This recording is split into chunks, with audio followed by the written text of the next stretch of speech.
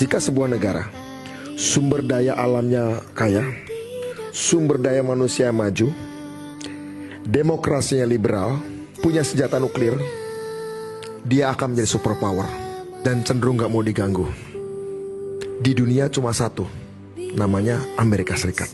Jika ada sebuah negara sumber daya alamnya kaya, sumber daya manusia maju, sistem politiknya tidak liberal, punya senjata nuklir, dia juga akan jadi superpower, tapi cenderung melawan superpower yang pertama. Itulah Rusia, itulah China.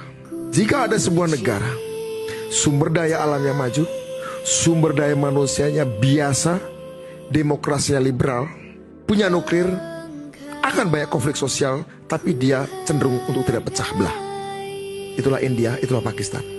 Jika ada sebuah negara sumber daya alamnya biasa, sumber daya manusia maju, sistem demokrasi liberal, dia punya senjata nuklir, dia tidak akan punya jadi superpower karena sumber daya alamnya miskin. Itulah Eropa. Tapi jika ada negara sumber daya manusia biasa-biasa aja, sumber daya alamnya kaya raya, sistem politiknya liberal, dan tidak punya nuklir, dalam sistem dunia mereka menjadi objek dan mudah, ketegangan sosial di dalamnya mudah berkelindan, bertumpuk kepentingan dengan kepentingan global karena kekayaan sumber daya alamnya, tapi belum tingginya kualitas sumber daya manusia. Itulah Indonesia, itulah Amerika Latin, itulah Afrika. Bangsa ini punya sejarah tidak menghargai orang miskin dan orang cerdas.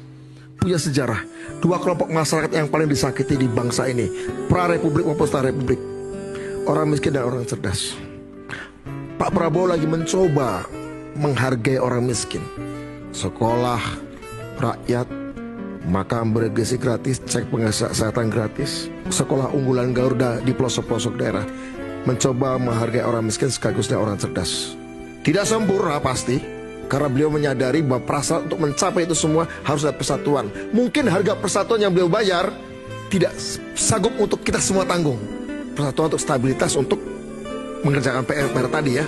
Saya ingin mengatakan, inilah proses dialektika, inilah proses sejarah. Ini sedikit yang saya tahu, lesson learn yang saya dapat dari pengalaman saya menjadi itik dan sekarang belajar menjadi elang.